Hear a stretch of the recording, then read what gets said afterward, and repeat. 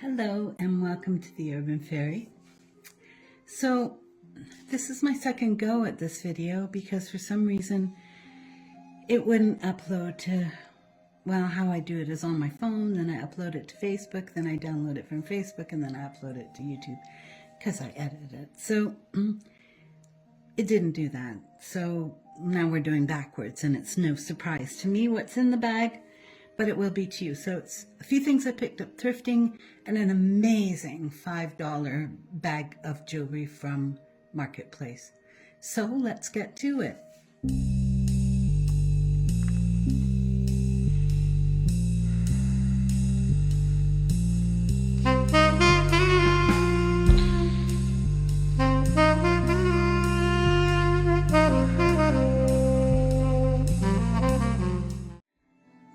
Alright, I'm sure I've missed some things because I already put it all away and I had to dig it out again. So, what else did I buy from the thrift shop? See, I'm missing something and I can't remember. I did buy this. I have, feels like sterling clasp. Oh, it was a pair of earrings. I know which was. They weren't special. It's a stone, but it feels kind of like slate, and you can see the color is like a teal color, and the rest feels like silver. But yeah, if somebody out there knows what these stones might be, please let me know because I'm very curious. But that's what that looks like, and that's what it looks like on.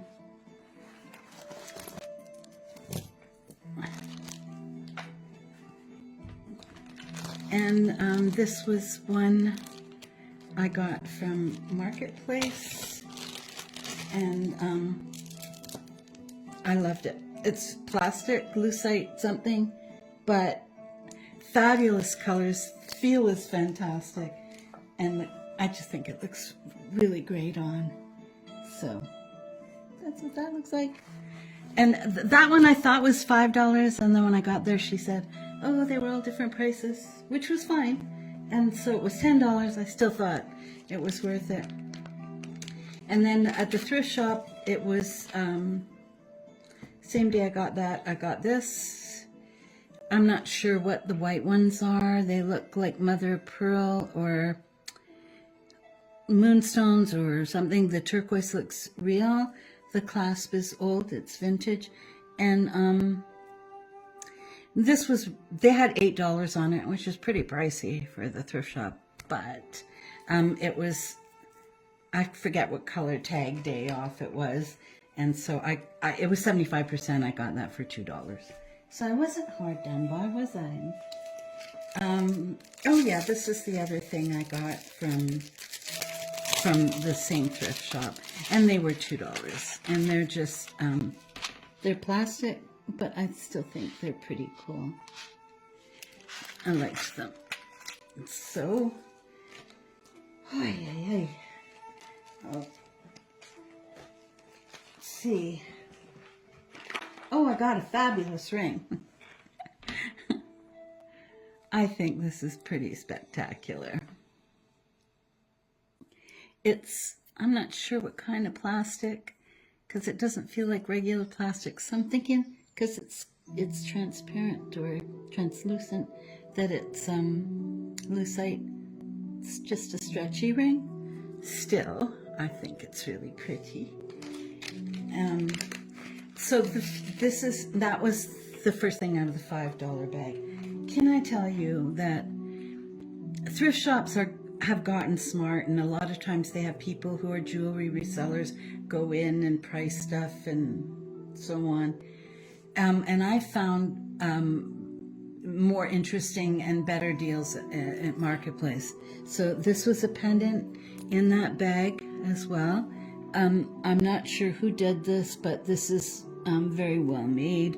And I love that these have a similar design but curved stations part way up the chain. And it's the same on the other side, yeah. So I thought that was pretty spectacular.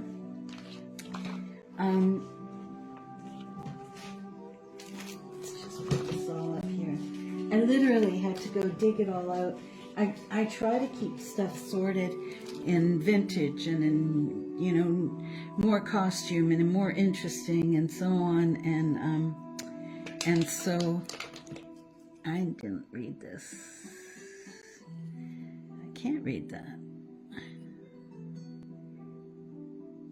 ANA, is that Alex and Annie? I've not seen them do this kind of bracelet.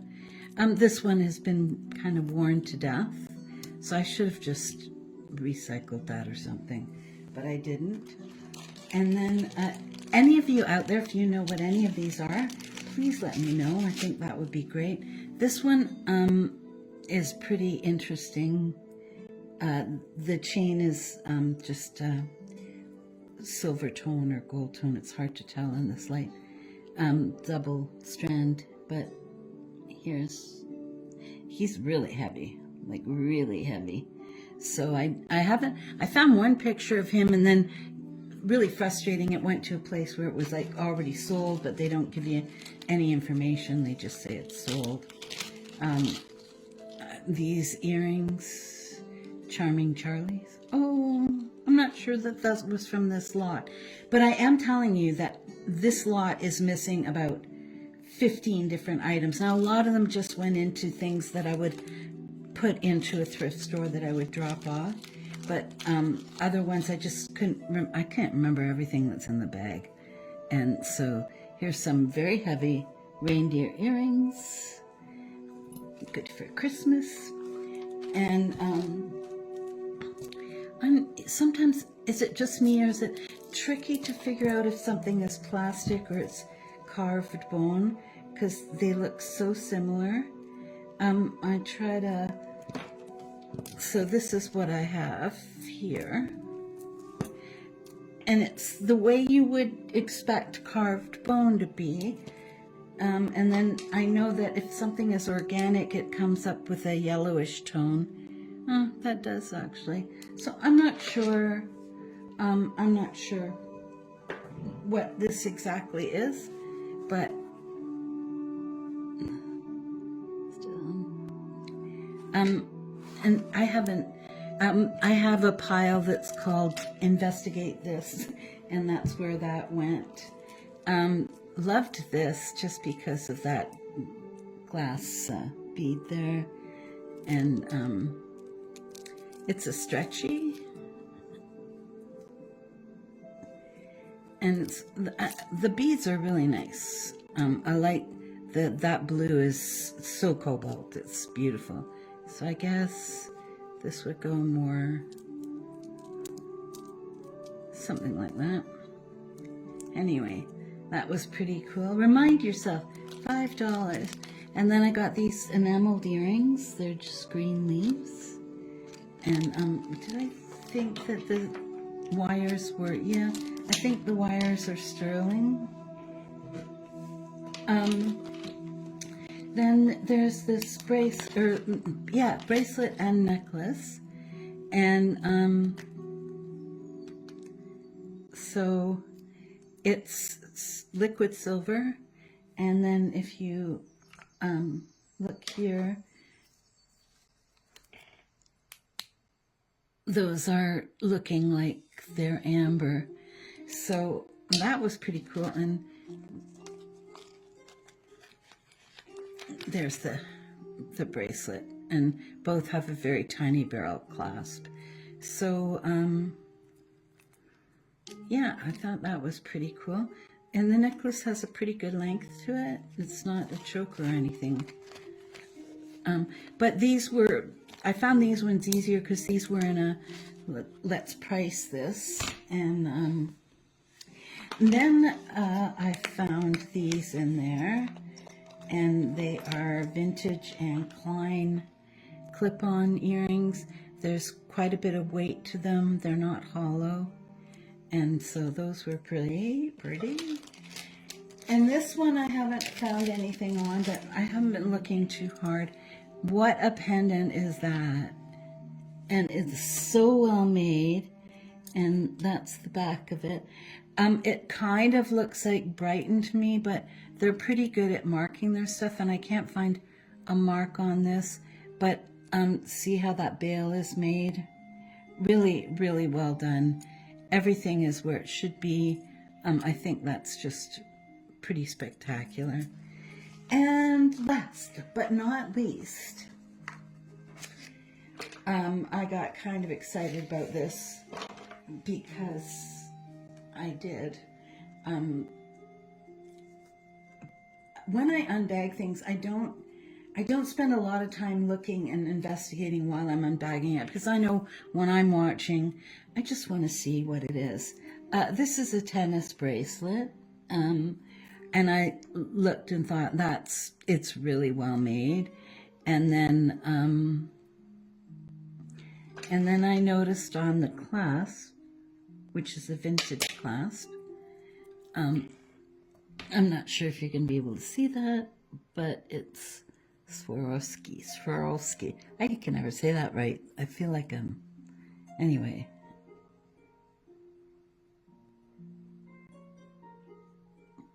And then on there is the swan and the copyright.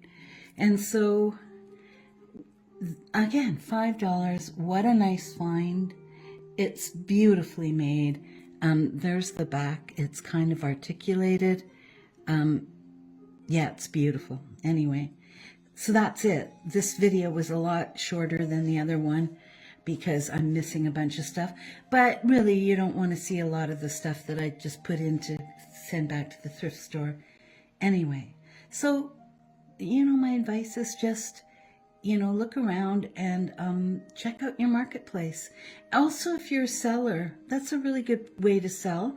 I did buy an expensive lot, specifically for one ring, but in the lot was 2 pairs of amber earrings,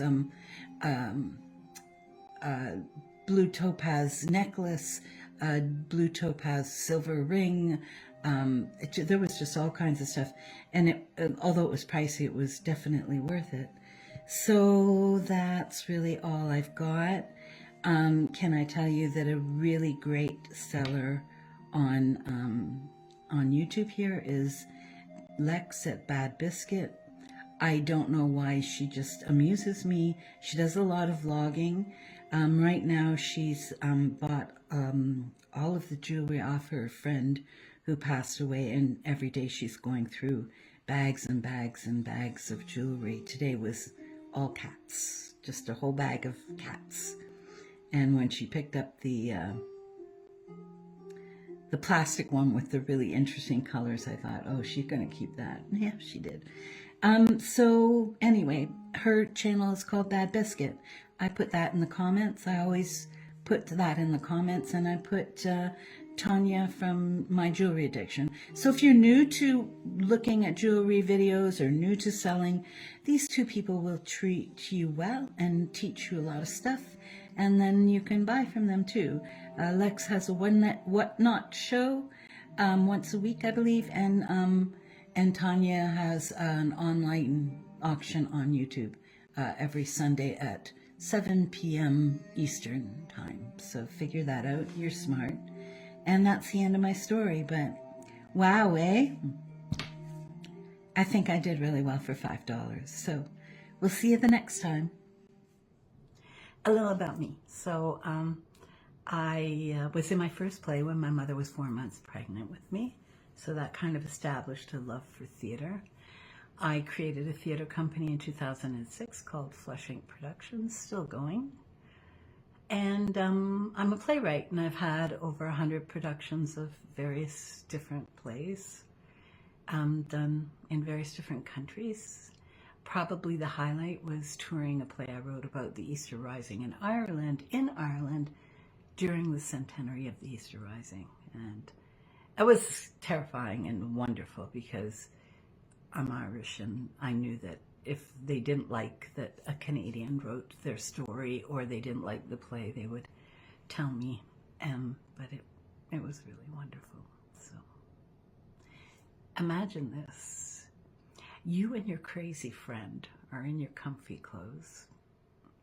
You got the table laden with grapes and olives and good bread from the Jamaican bakery around the corner and cheese, and you're partway through your second bottle of Baco Noir. Sandbanks. They don't endorse this video, but they're a really good wine out of Ontario, just in case you needed to know that. And the conversation turns to sex. Doesn't it always? Amid an array of questions, gasps, and uncontrollable laughter, you share sordid stories of exes, one-night stands, and the one that got away. Clearly, I am the crazy friend, and I'm the one sharing stories. The Jazz Musician's Daughter. It's a collection of stories around every lover I've ever had. Have I enjoyed too many lovers? Too few? These are stories that don't always include the lover because, you know, it's not all about them, but it kind of is. It's about every lover that's come in and out of my life, no matter how briefly, and some were very briefly. I was at the time immersed in a world of music, and many stories are from the 80s, when boys were pretty and sex was way more fun and morals were looser. They're not just about the men I've had, but, you know, the tales of the men with more red flags than the United Nations, the failed flirting rituals, including mine. The time I helped deliver a baby in a bathtub, the wedding we almost destroyed. Well, it wasn't me. It wasn't me. And other stories like that will be included in a chapter called Fouls, Interceptions, and Incomplete Passes. So the book comes out on March the 17th, St. Paddy's Day. It seemed appropriate. And I just suggest if you get the book, it's from Amazon.ca. I'm not sure what other Amazons will have it, but we'll see. When you read it, pour a glass of wine or single malt scotch or a Guinness or a coffee, whatever your poison is, and join me in the adventures of the Jazz Musician's Daughter.